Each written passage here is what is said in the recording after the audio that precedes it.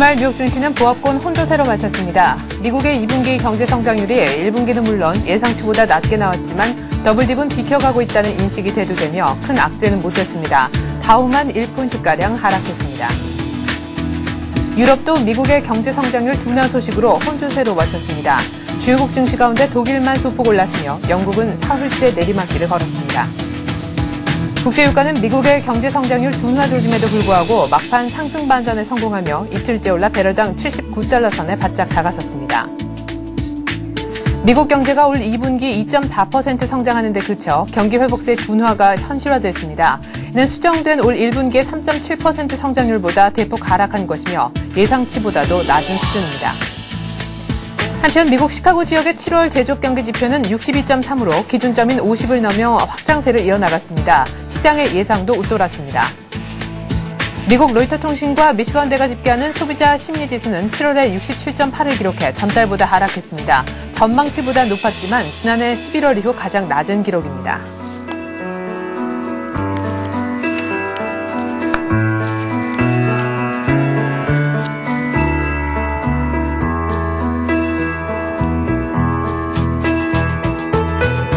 안녕하십니까. 굿모닝 승증시의 최리나입니다. 지난 주말 뉴욕 증시가 보합권 혼조세로 마쳤습니다. 7월 마지막 거래일 이었었는데요. 다우는 1포인트 정도 떨어졌지만 나스닥과 S&P 500은 오히려 소폭 올랐습니다. 기다렸던 미국의 2분기 GDP 성장률 속보치가 나왔는데요. 이거 기다리면서 우리 아시아 증시, 우리 한국 모두 다 좀 눈치 보는 그런 흐름이었었죠. 2분기 경제 성장률 1분기보다도 훨씬 낮게 나왔고 예상보다도 밑도는 수치가 나왔습니다. 2.4% 성장률을 기록했는데 그러나 재밌는 것은 막판에 오히려 상승세로 좀 반전하는 S&P 500과 나스닥의 모습이 보여졌다는 것입니다. 결국 아주 미미하게 다우가 1포인트 정도만 떨어지면서 끝이 났는데요. 경기 둔화 우려가 이제는 글쎄요 좀 잦아든 것일까요? 보다 자세한 뉴욕 증시 그리고 글로벌 증시 전문가와 함께 알아보도록 하겠습니다. 에임고 매니지먼트에서 강현석 과장 나오셨습니다. 안녕하세요.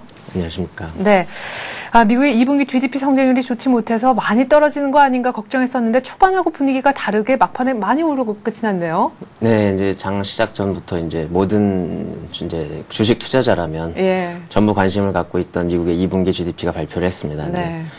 2.4% 성장이 예상보다 나쁜 건 아니었습니다. 물론 이제 컨센서스를 이제 하회했지만은요. 그렇죠.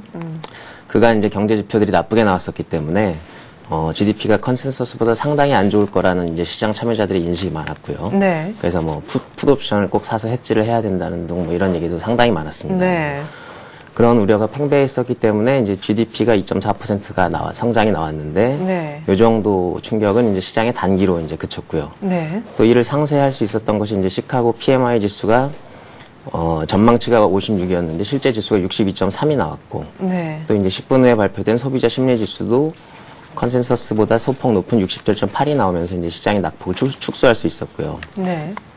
업종별로 보면 이제 종이업종, 병원업종이 2% 이상, 그다음에 항공하고 금 관련 업종이 1.3% 정도 상승했고, 반도체 업종이 하락했습니다. 그리고 시장에서 보면은 이제 유가랑 원자재 가격이 상승을 했고요. 네. 달러가 하락한 것이 이제 시장에는 긍정적인 신호가 나타났고, 네. 국채 수익률이 계속해서 하락하고 금 가격이 상승하고 있다는 것은 아직까지 부정적인 신호다. 그래서 긍정과 부정이 아직도 혼재되어 있는 시장인 것을 우리는 알 수 있었습니다. 네, 뭐 GDP 미국의 2분기 GDP 성장률이 시장 컨센서스를 하회하긴 했지만 글쎄요 시장의 어떤 충격은 크지 않은 것을 지수를 통해서 볼 수가 있었는데요. 일단 GDP에 대한 보다 자세한 얘기를 지금부터 좀 해보도록 하겠습니다. 미국의 2분기 경제 성장률이 어쨌거나 지금 계속해서 GDP 성장률이 둔화되고 있는 것은 사실인데 지난해 3분기부터 일단 플러스로 전환되지 않았습니까?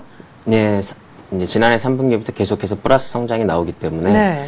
2009년 6월에 이제, 이미 이제 지난해 3분기부터는 어떤 이제 공황은 끝이 났다. 예. 경기 침체는 끝이 났다. 이런 의견이 힘을 얻고 있고요.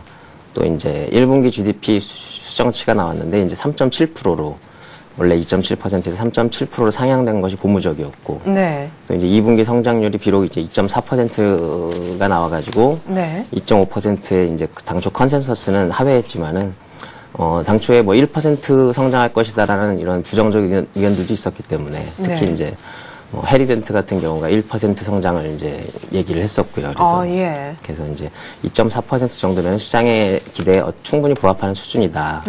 그리고 이제 상세히 살펴보면은, 투자 지출, 이제 주택 이외의 투자 지출이 17%, 그 중에서 이제 가장 이끈 것이 이제 소프트웨어하고 장비 투자가 21.9%가 나왔고요. 그다음에 주택 분야도 27.8% 이제 성장을 하면서 GDP 성장에 긍정적인 영향을 미쳤습니다. 근데 2.4%로 좀 낮아졌던 게 이제 수입이 26년 내 가장 높았던 28.8%가 증가하면서 네. 경상수지가 악화한 것이 큰 원인이 됐고요. 네. 근데 이것도 이제 소비 여력이 살아났기 때문에 네. 상승했다는 이제 좋은 의견도 있어가지고 GDP는 이제 결과적으로는 긍정적인 의견이 많이 힘을 얻는 그런 상황이 됐습니다. 네.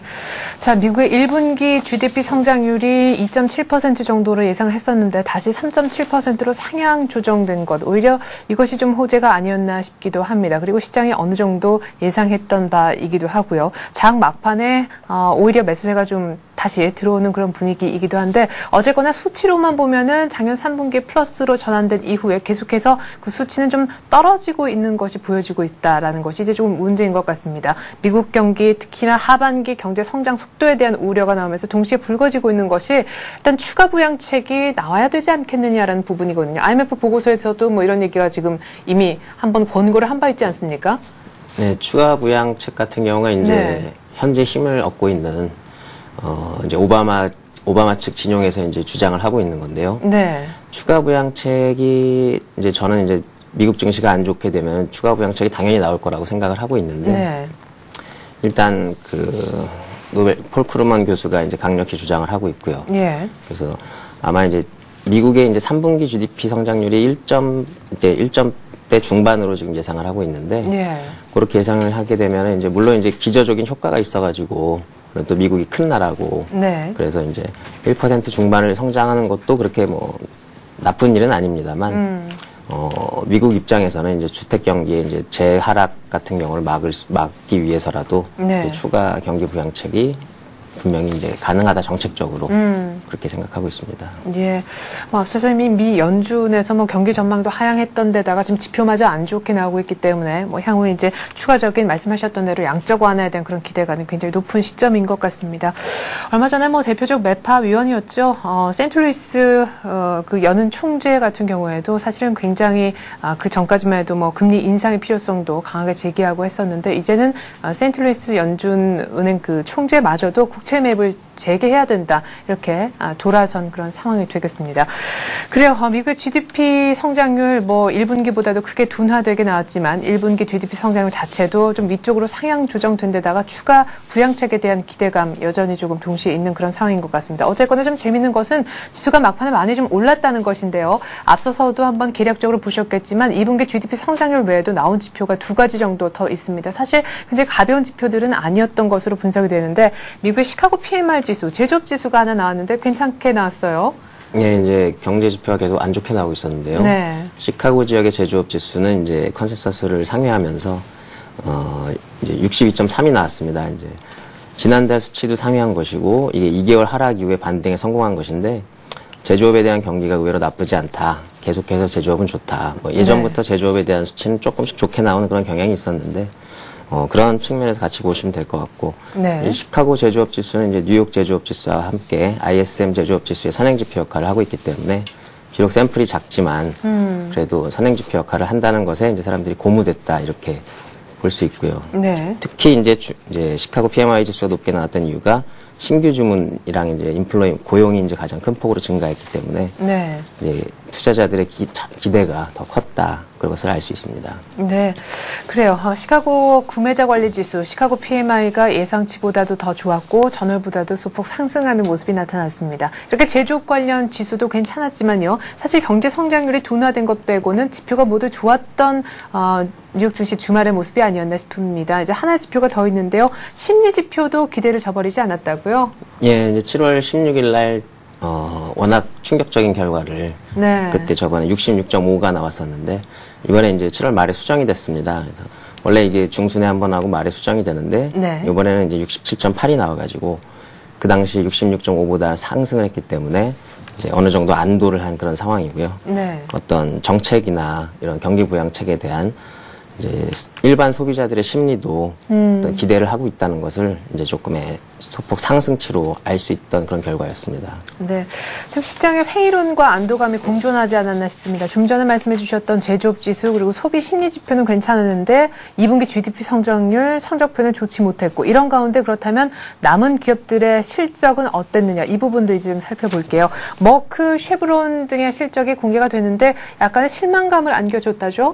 네, 쉐브론 같은 경우가 이제 매출의 컨센서스를 밑돌았고요. 네. 네, 이제 주당 순이익은 2.7이 나와가지고 컨센서스는 2.44를 이제 밑돌았습니다. 밑돌았고 이제 매출액은 이제 컨센서스를 살짝 이제 밑돌았긴 했는데 예. 오전에 약세를 딛고 상승 전환을 했고요. 네. 머크는 이제 매출은 감소했고 이제 순이익 쪽에서는 컨센서스의 0.83인 컨센서스는 0.83달러였는데 주당 0.86달러를 기록하면서 이제 초과했습니다. 그렇지만은 매출 감소가 더 부각이 되면서 얘는 그냥 1.7% 하락으로 마감을 했고요. 네. 또 이제 메트라이프가 목요일날 장마감하고 실적 발표를 했었는데 얘는 이제 파생 투자 이득하고 이제 매출 증가를 호재로 해가지고 4.6% 상승했었던 그런 일이 있었습니다. 네. 미국의 GDP 성장률 둔화 소식이 있었던 주말의 뉴욕 증시 어쨌거나 나머지 지표들 괜찮았고 실적은 조금 매출이 안 좋아서 실망감을 자아낸 가운데 어쨌거나 지수는 크게 출렁이지 않았습니다. 유럽도 역시 미국의 GDP 성장률 둔화 소식에 조금 반응을 했는데요. 역시나 뭐 크게 떨어지거나 오르거나 하지 않고 뉴욕과 비슷하게 보합권 혼조 정도로 마친 것 같네요. 네, 미국의 제조업 지수가 좋게 나왔던 것에 이제 영향을 받아가지고 제조업 비중이 상대적으로 높은 독일 지수가 이제 플러스로 끝났고요. 네. 영국은 이제 경기에 민감한 에너지 업종이 많기 때문에 하락 1% 정도 하락하는 걸로 마감을 했습니다. 그리고 프랑스 같은 경우는 이제 뭐 약보합으로 마감을 했고요. 개별적인 걸로 보면은 프랑스의 알카텔 루슨트라고 통신 장비 업체가 올해 성장 목표를 재확인하면서 통신 장비 수요가 회복되고 있다 이러면서 주가가 11% 올랐고 네. 또 이제 EADS라고 이제 에어버스의 모회사인데 예. 거기 판매 호조로 인한 실적 전망을 상향 조정하면서 주가가 3.4% 올랐습니다. 그리고 독일의 이제 덴소 이후 두 번째 자동차 부품 회사인 컨티넨탈이 애널리스트가 매수 추천을 하면서 1.9% 상승했고요. 네. 아까 말씀드렸던 이제 에너지 원자재 업종은 하락하면서 BHP 빌리튼이 1.3%, 리오틴토가 1.5% 네. 하락하는 모습이 나타났습니다. 예. 자, 어쨌거나 미국의 GDP 성장률 둔화 소식 때문에 안전자산 선호 현상이 다시금 불거졌습니다. 최근 들어 계속해서 각광을 받고 있는 것이 달러가 조금 지는 해라면 뜨는 해, 엔화가 되겠는데요. 엔화가 지금 장중에 엔달러 환율이 올해 들어 처음으로 86엔까지 하회하는 모습이 있었다면서요? 예, 86엔, 그러니까 거의 이게 제가 알기로는 뭐 몇 년 만에 지금 최저치로 알고 있는데요. 네. 엔달러가 그러니까 여기서 그러니까 달러까지 못 믿는 이제 흐름이 나오고 있는데. 그렇죠. 엔화는 과연 믿을 수 있느냐 생각해 보면은 뭐 네. 글쎄 뭐. 예. 뭐 저는 그렇게 좋게 보지는 않고 있습니다. 네, 그래요. 자, 지금 엔화 같은 경우에는 말씀하셨듯이 지금 연중 최고치까지 올라섰습니다. 달러화가 힘을 잃고 상대적으로 지금 엔화가 부각되고 있는 그런 모습인데요. 유로화도 그 전일에 1.31달러까지 갔었지만 약간 조정을 받은 것 같아요. 뭐 앞으로 유로화에 대한 전망도 좀 엇갈리는 것 같은데 유로 어떻게 마감되는지 좀 알려주시고 유로화 전망 어떻게 하시는지 일단 뭐 단기적으로나마 1.30 위쪽 살짝 찍고 지금 정점을 찍었다 보시는지도 궁금하네요.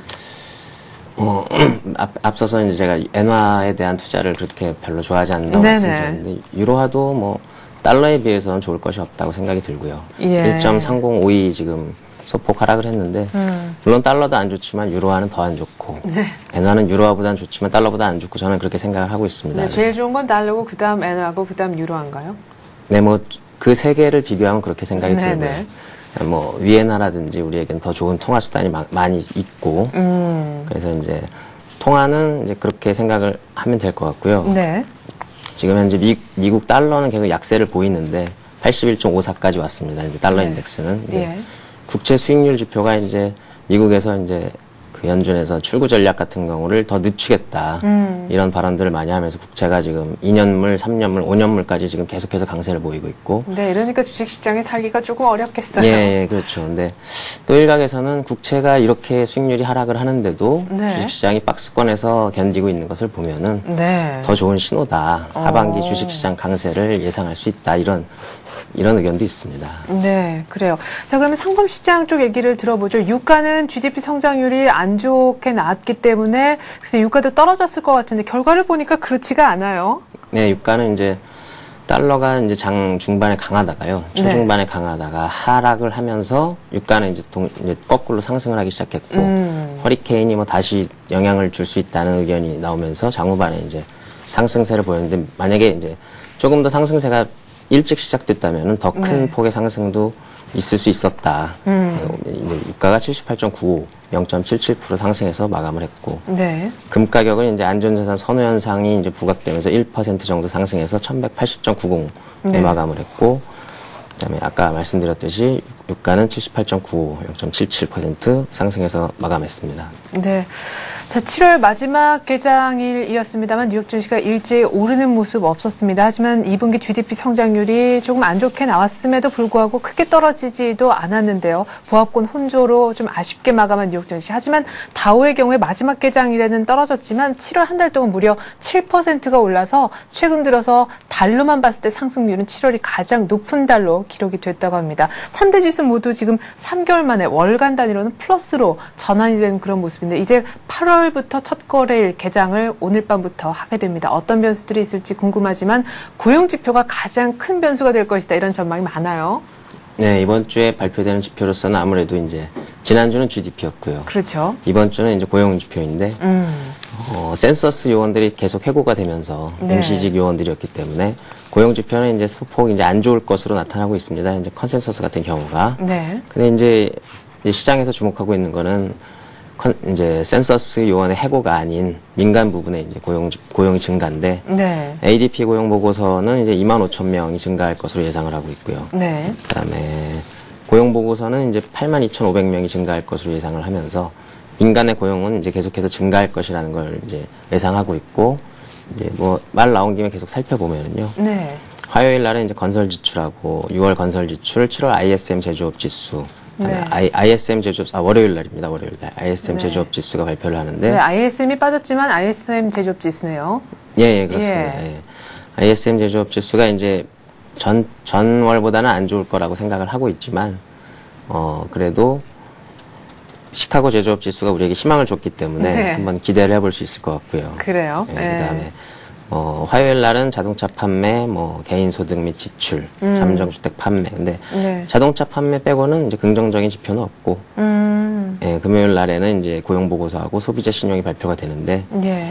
가장 중요한 두 개의 지표라고 이제 예. 보시면 되겠습니다. 그래 7월 실업률은 사실 전월 9.5%에서 9.6%로 0.1%포인트 소폭 오르리라 생각을 하고 있고 비농부문 고용도 뭐 그렇게 좋은 결과를 안겨주지 않을 것이다. 앞서서 센서스 요원 해고로 인해서 예측이 되고 있다 말씀해 주셨지만 때문에 더 중요한 것은 정부 부문의 해고로 인해서 많이 늘지 않은 것처럼 보이는 비농업 부문의 고용이 아니라 민간 부문 이쪽 섹터에서 일자리가 얼마나 느느냐 여기가 관심 포인트가 될 것 같습니다. 지금 시장에서는 9만 명가량이 증가하지 않을까 내다보고 있는데 이번 주 금요일 날 밤에 발표가 되는 미국의 고용지표 가장 중요한 지표가 될 것 같습니다. 자, 그리고 끝으로 또 지표 볼 것이요. 이번 주에 이제 어닝 시즌의 거의 막바지 하이라이트, 거의 마지막 불꽃이라고 볼 수 있겠습니다. 뉴욕 증시 이제 S&P 500에 들어가는 기업들 가운데 실적을 내놓을 기업이 이번 주에 한 100개 정도 더 남아있다죠? 네, S&P 500 기업 중에 지금까지 한 330개 정도 한 것 같고요. 예. 100개 정도가 이번 주에 더 해가지고 이번 주에 어닝 시즌 막바지다. 네. 그렇지만 이제 결국 시장 참여자들이 중요시해야 될 것은 고용 지표일 것이고요. 네.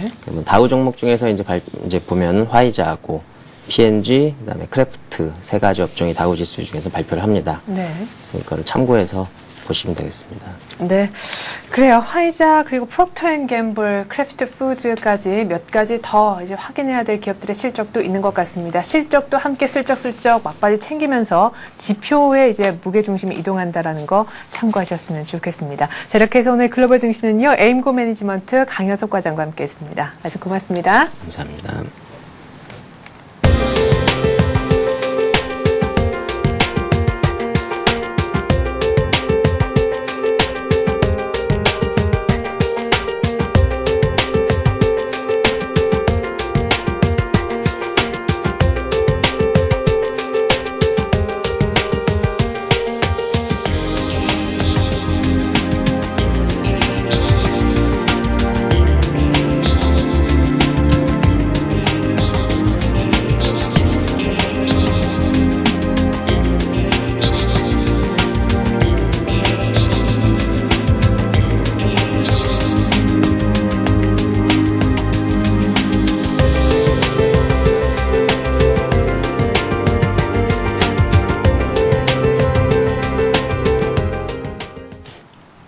네, 지난 금요일장 우리 지수를 기억하시죠? 1759, 1760선이 붕괴됐다라는 헤드라인이 많았었습니다. 삼성전자의 분기 영업이익 5조 소식에도 불구하고 이미 선반영됐다는 분석도 많았고요. 미국의 2분기 GDP 성장률 소식을 기다리는 심리도 있었는데 주말에 미국의 2분기 GDP 성장률 결과가 나왔습니다. 뉴욕은 크게 많이 떨어지지 않았고 오히려 소폭 다운은 1포인트 정도만 떨어지고 나머지 S&P 500과 나스닥은 오히려 올랐는데요. 오늘 우리 장 1760은 일단 올라설 수 있을까요? 자세한 전망 들어보는 시간 갖습니다. 신한금융투자 영등포 지점에서 조재석 부장 나오셨습니다. 안녕하세요. 네, 안녕하십니까? 네. 자, 시장에서 지난주 금요일 한 10포인트 이상 정도 조정을 받아 1760선 아래로 내려오긴 했었지만 지난주 사실 초반에 굉장히 강했었고 1700 거의 80선 근처까지도 한번 붙어봤었기 때문에 1800에 대한 기대감은 여전히 있거든요. 이번 주에 어떻게 가능할까요? 글쎄, 지난주에 이제 연중 최고점까지 경신을 했었습니다.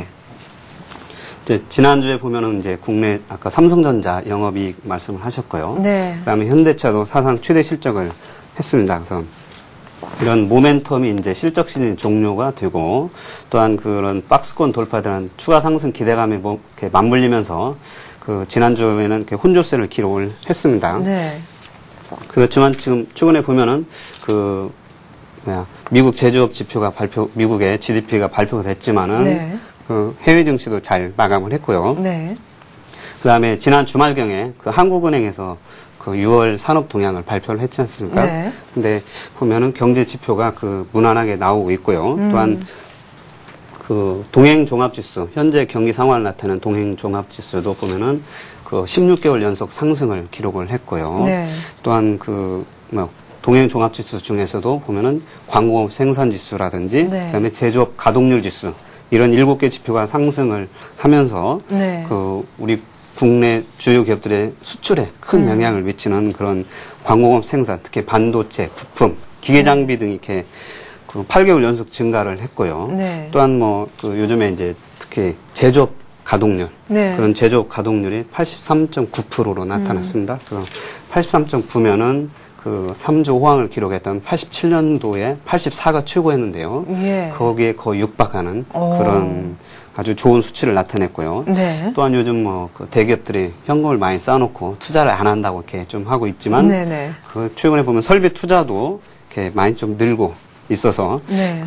향후의 경기 국면을 얘기하는 선행지수가 지금 6개월째 하락을 해서, 네. 선행지수가 하락을 하면 통상적으로 주가가 하락을 했었기 때문에, 네. 3분기 이후에는 주가가 하락을 할 수 있다 이렇게 얘기를 하지만은, 네. 설비 투자라든지 제조업 가동률이 상승하는 걸로 봐서는 선행지수도 한 4, 4분경에는 바닥을 치고 상승 반전할 수 있는 그런 좀 기회를 주지 않을까 해서, 네. 종합지수는 여전히 좀 긍정적인 요인이 될 수 있다 할 수 있겠습니다. 네, 그래요. 경기 선행지수 올 4분기 정도에 바닥치고 올라올 것이다. 지금 제조업 가동률도 23년 만에 최고치를 이렇게 기록하고 있는 거, 동행지수가 잘 나오고 있는 것, 이런 것들이 우리 지수에는 조금 긍정적인 요인이 아니겠느냐 이런 얘기 하셨는데, 그러면 수급적인 측면은 어떻습니까? 연기금도 지난 7월에 1조 이상을 샀다고 하던데요. 예.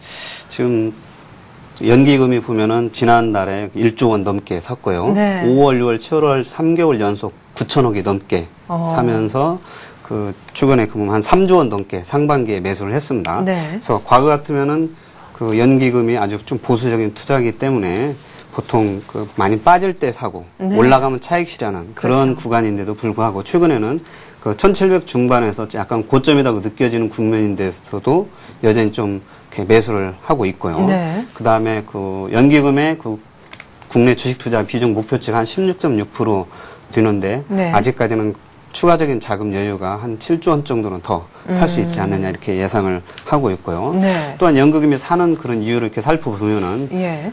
국내 주요 기업들의 연간 영업이익 규모가 2000년에서 한 2003년 사이에는 한 3, 40조 됐었고요. 네. 그 다음에 2004, 5년도에는 한 50조 정도 이렇게 50조에서 60조 됐었고요. 네. 그러다가 2005년도부터 이제 2007년까지는 한 60조에서 70조 네. 이렇게 됐었는데 이제 금융위기 지나고 나서 지금 올해 2010년에는 한 90조 정도. 그러니까 그다음에 내년도에는 한 100조 정도 이렇게 예상을 하면서 네. 연간营業규모가 이렇게 높아지기 때문에 네. 국내 증시 퍼가 지금 1700 중반이긴 하지만은 과거에 1700 중반이었던 2007년에 그 중반에는 퍼가 그때는 한 12.9배 됐었고요. 예. 그다음에 2008년 초는 한 10.7배가 됐었습니다. 근데 지금 현재는 뭐 한 9.9배 초반이기 때문에 네. 여전히 밸류에이션 매력이 있기 때문에 이래서 뭐 연기금도 사고 있고 네. 또한 외국인들도 살펴보면 지난주에도 한 26억 달러가 그 한국 관련 펀드로 유입이 됐습니다. 네. 그래서 7주 연속 그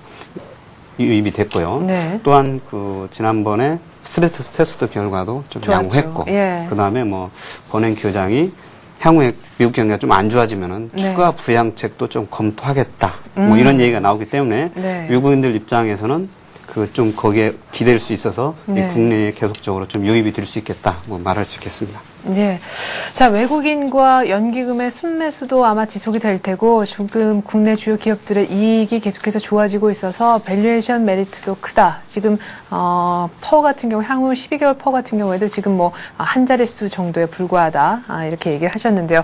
자, 그렇지만은 앞서 말씀해 주셨듯이, 지난주 금요일 날, 뭐 또 그 전에 현대차까지 포함을 해서 말이죠. 삼성전자를 마지막 불꽃으로 해서 이제 실적 시즌은 완전히 마무리가 됐기 때문에 사실상 나올 기업들의 실적은 다 나왔다 이거죠. 예. 모멘텀도 이제 없고 단기적으로 좀 많이 급등했었고 그런 측면도 있었고 1778까지 일단 맛을 예. 봤기 때문에 좀 조정이 있지 않겠느냐 그런 얘기들이 많습니다. 예, 아무래도 조금 뭐 그럴 수 있습니다. 지금 예.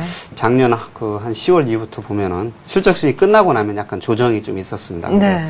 네, 올 1월이나 4월에는 좀 급격한 조정이 있었지만은 이번에는 급격한 조정은 아니고 박스권에서 좀 움직이지 않을까 이렇게 말씀드릴 수 있겠습니다. 소폭의 미세한 조정. 그 아까 그 근거로는 뭐 유금과 연기금들의 매수세도 있고요. 그다음에 그런 그 경기 지표상으로도 뭐 지금 어제 이제 그 무역 수지도 뭐 6개월 연속 이렇게 흑자를 기록을 하고 네. 있고 이런 걸로 보면은 외국인들 입장에서는 국내 증시에 투자할 수밖에 없겠고요. 네. 또한 그 국내 대표 기업들이 이 규모가 그 영업이익 규모가 레벨업이 되면은 통상적으로 보면 뭐 이제 개별 종목이 예를 들면은 네. LG화학이나 현대모비스 같은 종목들이 꾸준히 이렇게 실적이 증가하면서 어느 정도 안정적인 레벨업 단계에 들어서면은 잘 안 빠집니다, 주가가. 그런 것처럼 이 종합지수도 이미 한 단계 레벨업이 되는 영업이익 기준을 보면은 이 소폭 미세 조정이 그치고 네. 8월에는 뭐 이제 모멘텀이 좀 약간 소멸됐기 때문에 이 박스권 행보를 하겠지만은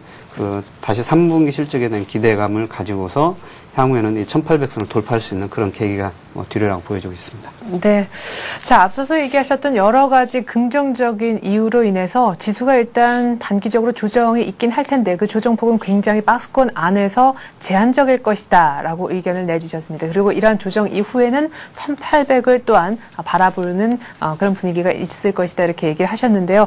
자, 그러면은 약간의 조정이 제한적으로 있을 것 같은 이번 주 전략을 어떻게 세워보면 좋을지 지금부터는 전략 얘기를 좀 해보겠습니다. 사실 지난주에 롤러코스터를 탔고 제가 휴가를 다녀왔는데요. 중간에 뭐 1770을 돌파했어 라고 신문을 봤었는데 그 다음에 일주일 만에 딱 오니까 지수는 똑같더라고요. 예. 그러면은 분명 중간에서 많이 힘드셨던 분들이 있을 것 같단 말이죠. 예. 업종별 순환매도 빠르게 돌아갔었던 것 같고 예. 그러면은 가장 궁금한 것은 기존에 이제 IT 자동차 7월에는 안 갔는데 요거를 그대로 들고 있어야 좋을지 이제는 좀 늦은 감이 있긴 하지만 포트폴리오를 지금이라도 바꿔야 좋을지 이것도 궁금하고요. 지금 뭐 7월에는 사실 뭐 IT 자동차들이 좀 많이 못 오르고 좀 빠졌기 때문에 네. 뒤늦게 사신 분들은 좀 고민이 되실 수는 있습니다. 그렇지만은 아까 말씀드린 그 IT나 자동차들 뭐 특히 자동차는 크게 조정은 안 받았고 이제 IT주들이 많이 빠졌는데요. 그렇죠. 네. 뭐 그렇다고 손 치더라도 지금 현재 가격대에서는 외국인들과 기관들이 집중 매도해서 이제는 이미 이제 가격에 메리트가 있는 단계까지는 내려와 있습니다. 네. 뭐 하이닉스나 LG 디스플레이 같은 경우 이미 이제 뭐 안 좋다고는 하지만은 이미 주가에 좀 반영이 돼 있다 볼 수 네. 있겠고요. 그다음에 기존까지 주도주였던 뭐 삼성전기나 삼성 SDI 같은 종목들도 집중 매도로 좀 빠졌습니다. 따라서 네. 뭐 삼성전기나 SDI들도 지금 단계에서는 이제 그 추가적인 뭐 손절매나 이런 구간이라기보다는 네. 오히려 이제 밑에서 사는? 그런 저가 매수의 구간을 찾는 그런 전략이 조화리라고 보고 있고요. 또한 뭐 증권이나 뭐 은행, 뭐 철강 이런 종목들은 이제 지수 대비 상승폭이 미진했었기 때문에 네. 여전히 아직까지는 추가적인 상승 기대감을 가질 수 있다 볼 수 있겠습니다. 네, 그래요. 뭐 자동차 같은 경우에는 계속해서 수급도 뭐 좋고 같이 주도주 섹터를 조금 더 넓혀보면 화학도 있는데 화학도 뭐 자동차 더불어서 실적 굉장히 좋죠. 수급도 괜찮습니다. IT주는 오히려 가격적인 메리트가 생겼다라면서 삼성전기, 삼성 SDI 두 가지 종목을 또 콕 집어서 얘기를 해주셨는데 지난주에 대우증권 증권 얘기를 해주셨더라고요. 예. 오늘은 뭐 IT주 들고 나오셨나요? 오늘은 뭐 IT주보다는요. 예. 그냥 요즘에 그 자동차주에서 보면은 그 전장화라고 많이 얘기를 하고 네. 있습니다. 그래서 그런 전장화 부품 관련주인 SL을 좀 가지고 왔습니다. 네. 전장화 부품 이제 대표주자는 이제 현대모비스나 만도를 좀 얘기할 수 있는데요. 약간 중소형주인 그 SL을 가지고 나왔는데요. 예. SL은 기본적으로는 이제 자동차 헤드램프를 비롯한 각종 램프류와 그다음에 셰시 부품을 만드는 자동차 부품 업체입니다. 네. 그래서 현대차그룹과 함께 해외에 진출하면서 그 동반 성장을 하고 있는 그런 수혜주라고 할 수 있겠고요. 그 전장화란 그러면 이제 기본적으로 자동차가 점점 이 전기화 되면서 네. 그런 거에 대한 그 안전과 편의 장치가 이렇게 점점 개발이 되면서 그런 거에 대한 수혜를 잇는 업종이라고 할 수 있는데요. 네. 이 특히 이제 그 SL은 램프, 자동차 램프의 그 경쟁력을 가지고 있는 업체입니다. 그래서 네. 그 작년에 이미 LED 헤드램프를 국내에서 최초로 개발을 해서 현대차 에쿠스 리무진에 장착을 했고요. 올해 하반기에 그 그랜저급 신차에도 그 장착할 예정이고요. 예. 그 다음에 또 상반기에 GM의 알파라는 차량에 헤드램프를 한 3,300만 달러 정도 장착을 하기로 계약을 체결을 했습니다. 네. 또한 그 기아자동차와 공동으로 야간 보행자 감지 시스템이라든지 그다음에 차선 이탈 경보 시스템 이런 등 그 편의 장치를 그 개발을 하고 있고요. 따라서 2012년도에 기아차의 K9이 나오면은 거기에는 네. 그런 야간 보행자 감시 시스템에 장착을 하기로 하고서 지금 개발이 진행 중에 있습니다. 따라서 뭐 그 실제 계속 호전되는 수혜주를 할 수 있겠고 이제 단점으로는 예. 아까 말씀드린 현대자동차나 모비스가 경쟁 업체이지만은 그 뭐 모비스 그 만도와는 듀얼 밴드로 가리라 예상이 되고 있고요. 네. 그 모비스는 이제 그런 쪽보다는 다른 쪽에 더 집중하려고 예상되어지기 때문에 뭐 아주 그 성장세 있다 볼 수 있겠고요.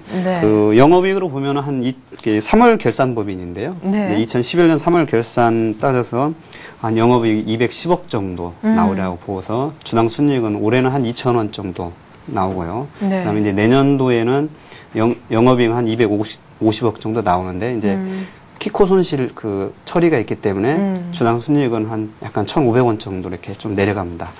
그렇지만은 그 지금 최근에 보면은 여전히 따라서 한 지금 현재가가요 11,800원인데요. 네. 차트를 보면서 잠깐 그러죠. 말씀을 드리겠습니다.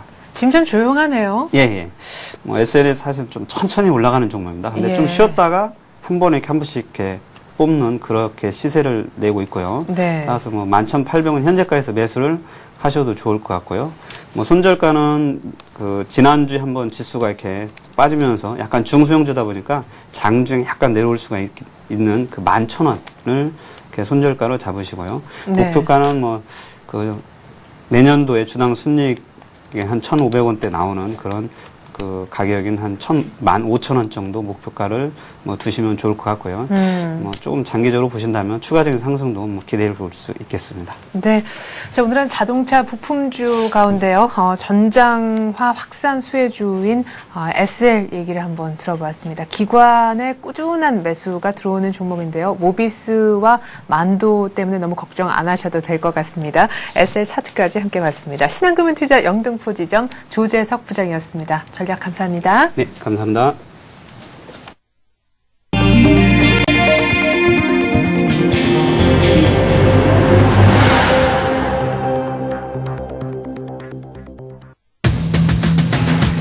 정부가 최근 강도 높게 대기업의 책임을 강조하면서 다소 불편해진 정부와 재계 관계가 재계 자발적 상생 움직임으로 일단 화해 모드를 타고 있습니다. 그러나 정부와 재계 모두 각자 입장에서는 큰 물러섬이 없어서 어색한 봉합이라는 평가가 나오고 있습니다. 지난 7월 수출이 예상보다 호조를 보이며 무역 수지가 6개월 연속 흑자 기조를 이어나갔습니다. 이에 따라 올해 누적 무역 흑자는 230억 달러 흑자를 내고자 했던 정부의 연간 목표치를 이미 넘어섰습니다. 국내 바이오시밀러 시장 경쟁에 불이 붙었습니다. 관련 사업단을 신설하거나 잇따라 공장을 세우고 있는데요. 삼성, LG, 한화, CJ 등은 올해 바이오시밀러 분야 투자 금액만 3, 4조 원에 이른다고 합니다. 한편 섬유업계도 한동안 잠잠했던 신증설 바람이 불고 있습니다. 폴리에스테르 업계와 면방업계는 수요 증가에 맞춰 증설에 나섰고요. 화섬업계는 고부가 슈퍼섬유 생산을 위한 공장 신설을 서두르고 있는데요. 이에 따라 섬유업계가 다시 부활하는 것 아니냐 이런 기대감도 높아지고 있습니다. 본격 휴가철이 다가오긴 했지만 굵직한 경제 지표들이 이번 주에 꽤 많이 나옵니다. 당장 하반기 정책 운용의 잣대가 될 수 있는 7월 소비자 물가 지수가 오늘 발표가 되는데요. 이 밖에 이번 주 국내 주요한 일정들 미리 한번 챙겨보죠. 네, 같은 내용 바탕으로 해서 이슈는 서울현대신문 산업부 이종배 기자와 함께합니다. 안녕하세요. 예, 안녕하십니까. 네, 첫 소식입니다. 대기업과 중소기업의 상생을 놓고 지금 정부가 계속해서 대기업을 쭉 비판을 해왔었는데요. 어느 포인트에선가부터 정부도 대기업 비판을 좀 다소 누그러뜨린다 이런 인상을 받게 됐습니다. 그 시작은 이 대통령이었던 것 같고 제주 포럼에서 또 두 장관도 역시 여기에 발을 맞췄죠. 네, 그렇습니다. 정부가 최근 이제 강도 높게 대기업 책임을 강조하면서요. 정부와 체계 간에 다소 불편한 기류가 계속 형성이 되고 있는데요. 네. 최근에는 이명박 대통령이 정경련 친목 행사에서 나온 발언을 직접 거론하면서 반박하기도 했는데요. 이런 가운데 최근 이제 겉으로는 일단 정부의 대기업 비판의 톤이 다소 수그러들고 있다. 이런 좀 평가가 내려지고 있습니다. 하회의 분위기는 일단은 이명박 대통령이 먼저 제안했는데요. 네. 이명박 대통령은 지난달 30일 열린 한나라당 신임 주요 당직자 초청 만찬에서요. 대기업이 사회적 책임을 함께 해줬으면 한다. 이런 기존 입장을 되풀이했지만요. 물론 대기업이 어느 때보다 노력하고 있다는 것은 사실이고 사회적 분위기가 서로 협력하는 쪽으로 가면 좋겠다. 이런 발언을 했습니다. 네. 최근 이제 대기업의 비판적이었던 발언과 비교하면은 다소 부드러워졌다. 이런 평가를 내릴 수 있을 것 같은데요. 여기에 이제 윤중현 기획재정부 장관하고 최경환 지식경제부 장관 역시 지난달 31일 열린 정경련 제주 포럼에서 네. 갈등 봉합에 나섰는데요. 예. 윤 장관의 발언을 보면은 정부와 기업이 합심해서 빠르게 위기를 극복해 가고 있고요. 이것은 결코 부인할 수 없는 일이라 강조했고, 경기개혁의 최대 공로는 기업인들의 몫이다. 또 국민의 한 사람으로서 깊은 경의를 표한다. 네. 이런 발언을 했습니다. 최경환 장관도 경제위기 극복 과정에서 우리 기업인들이 가장 많은 애를 썼다. 이렇게 발언했고요. 네. 특히 이제 대기업들이 사상 최대 실적을 발표하고 있는데 돈을 많이 벌었다는 것은 최고의 자랑거리이지 감출 일은 아니다. 네. 이런 발언을 했거든요. 사실 예전보다는 일련의 발언을 보면요. 대기업 때리기 발언이 상당 부분 누그러졌다. 이렇게 볼 수 있을 것 같습니다. 네. 여튼 대기업과 정부의 다툼 속에서 중소기업도 좀 어찌할지 몰라서 갈팡질팡하는 것 같습니다. 사실 지난달 말에 중소기업 중앙회에서 기자회견을 가지려고 했었다가 지금 분위기 파악을 조금 더 해야 될 것 같은지 돌연 연기한 사태가 있었는데 일단 중소기업 문제는 차치하고서라도 지금 다툼이 한창 일고 있는 대기업과 정부의 이 같은 분위기 일단은 갈등이 봉합됐다 이렇게 평가를 할 수 있는지 일단 정경련 학예 포럼에도 다녀오셨잖아요. 네, 실제 분위기를 좀 느껴보셨을 텐데. 실제 분위기는 일단은 윤중현 장관이나 최경환 장관이나 발언의 톤이나 모양새를 보면요. 네. 상당히 이제 하회하려고 노력하는 분위기가 좀 강했습니다. 그러니까 정경련 이제 참석한 분들한테 직접 악수 청하고 기업이나 호칭도 하고요. 또 본인이 이제 시장경제주의 장관이다. 이런 점을 수차례 강조하면서 하회하는 분위기가 많았는데요. 하지만 이렇게 당근을 듬뿍 주면서도 채찍도 놓지 않았는데요. 네. 윤중현 장관의 대표적인 말 하나가 있는데요. 네. 대기업들이 현금을 쌓아놓고 어음으로 결제하는 것은 인간의 욕심을 넘어선 탐욕이다. 이런 일침을 놓기도 했는데요. 예. 한마디로 칭찬은 많이 하겠지만 그렇다고 채찍을 놓지 않겠다. 네. 이런 분위기인 것 같습니다. 이런 가운데 정부가 이제 8월 말이나 9월 초에 대중소 상생 협력 방안을 내놓는데요. 네. 이를 위해서 현재 제도, 관행, 세제 전방위에 걸쳐서 좀 살펴보고 있는데요. 네. 만약 정부의 대중소 상생 협력 방안이 어떤 모양새를 가질지가 좀 키포인트가 될 것 같은데요. 이 상생 협력 방안이 어떤 대기업이나 이런 대기업들 어느 정도 용인할 수 있는 수준에서 나온다 그러면은 네. 재계와 정부 간의 갈등은 좀 봉합이 될 수 있을 것 같고요. 예. 반대로 대기업 측면에서 보면은 중소기업이 너무 치우쳐 있다. 이렇게 판단이 든다 그러면은 오히려 더 갈등이 더 확산될 것으로 전망되고 있습니다. 네, 아직까지 알 수 없다 얘기신 것 같은데 예, 이번 달 말 다음 달 초에 나올 대기업 그리고 중소기업 상생 협력 방안 이걸 좀 잘 내용을 살펴보고 대기업들의 반응을 봐야 알 것 같습니다. 일단 정부가 대기업의 화해 손을 내밀긴 했는데 또 다른 손에 약간 채찍도 같이 들려 있는 분위기라 어떻게 흘러갈지 모르겠네요. 자, 다음 소식입니다. 7월 수출이 예상 밖의 호조를 보이면서요. 올해 누적한 무역수지 흑자가 정부가 예상했던 연간 목표치를 이미 넘어섰다고 합니다. 정부의 목표치가 230억 달러였잖아요. 예, 그렇습니다. 7월 수출이 예상보다 호조를 보이면서요. 지적하신 대로 무역수지가 6개월 연속 흑자 기조를 이어가면서 올해 무역수지 흑자 규모 정부 예상치를 이미 넘어섰는데요. 네. 지식경제부가 7일 발표한 수출입 동향에 따르면요. 7월 무역수지 흑자는 56억 7,400만 달러를 기록을 했거든요. 네. 이에 따라서 올 1월부터 7월까지 누적 무역수지 흑자 규모가요. 233억 1,500만 달러를 기록했습니다. 네. 정부의 연간 목표치가 230억 달러니까요. 네. 1, 7월 누계상으로 이미 목표치를 돌파했고요. 네. 이런 추세라면 올해 연간으로 한 300억 달러 돌파도 가능할 것으로 전망되고 있는데요. 네. 일단 이제 정부 차원에서는 산업연구원도 관련 기관과 논의를 거쳐가지고요. 새롭게 수정한 무역 전망을 내놓는다는 계획입니다. 예. 자, 올해 무역 숫자가 지금 이런 분위기라면은 300억 달러도 넘을 기세고 이미 정부가 생각한 목표치도 넘어섰다 이렇게 얘기하셨는데요. 글쎄요, 이 분야도 정부의 우리 무역 수지 흑자 늘리는데 좀 공을 세웠으면 하는 바람이 있습니다. 바이오시밀러 얘기인데요. 삼성, LG, 한화, CJ까지 이제 본격적인 바이오시밀러 경쟁에 다들 뛰어들었습니다. 이 같은 기업들의 올해 전체 투자 금액만 봐도 많게는 4조까지 이른다면서요? 네, 그렇습니다. 시장에서는 어떤 기업들이 이제 바이오시밀러 투자한다는 거는 많이 알려진 사실이고요. 그렇죠. 현재 이런 정부 차원에서 한번 집계를 해봤는데요. 셀트리온 이런 것까지 포함해서 올해 바이오시밀러 투자하는 금액이 한 3, 4조 원에 이를 거다. 이런 전망치를 내놓고 있는데요. 네. 한 가지 눈여겨볼 것은 정부도 이 같은 산업계 요구에 힘입어서요. 현재 바이오시밀러 육성 방안을 추진하고 있습니다. 이제 하반기에 좀 나올 것으로 보이고 있고요. 네. 일단은 주요 그룹의 일단 바이오시밀러 사업 현황을 보면요.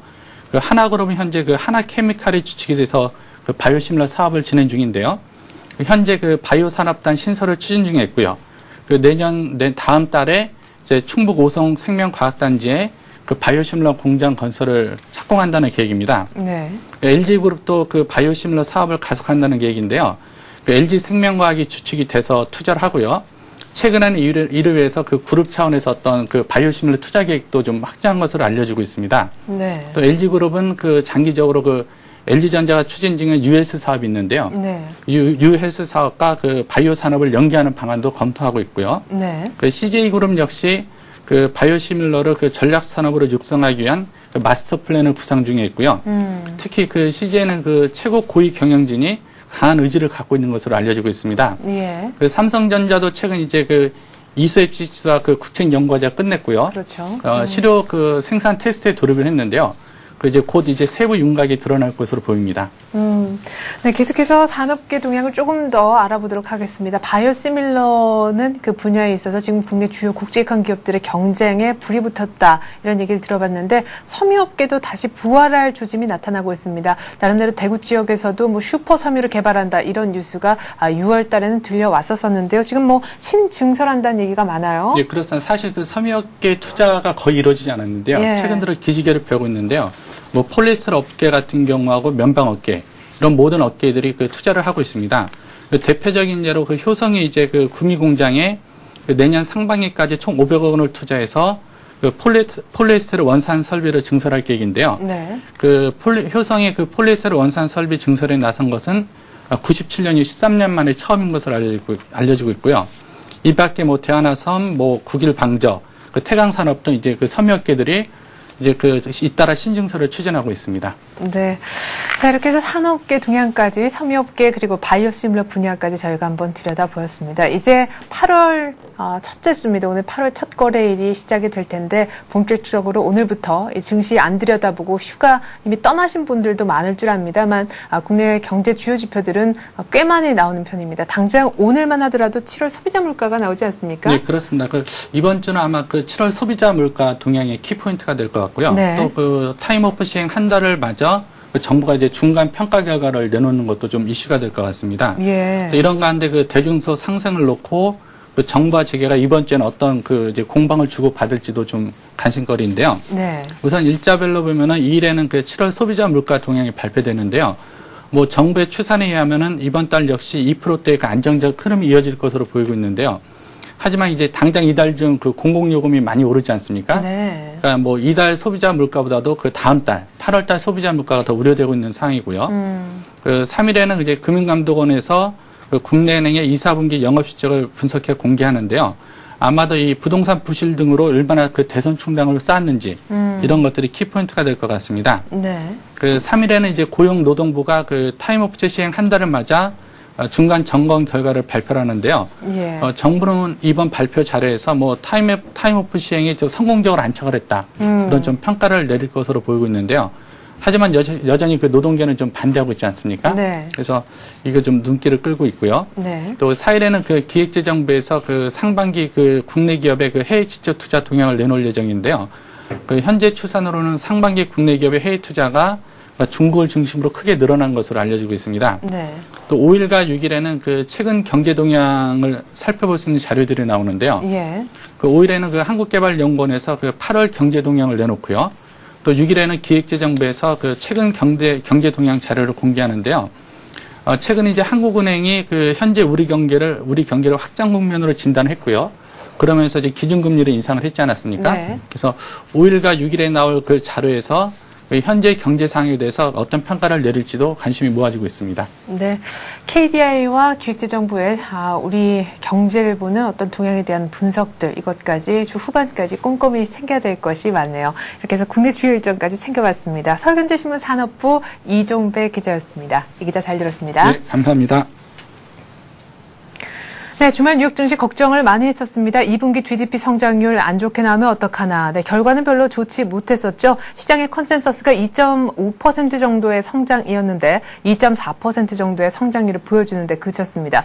역시 눈높이보다 낮게 나왔고 지난 1분기에 비해서는 훨씬 더 안 좋게 나온 것이었습니다. 1분기 GDP 성장률은 오히려 3.7%로 상향 조정됐기 때문에 그 갭은 더 커 보였죠. 하지만 장 막판에 오히려 매수세가 들어오는 형국이었는데요. GDP 성장률을 제외한 나머지 두 지표, 소비 심리 지표와 또한 제조업 지표가 괜찮았고요.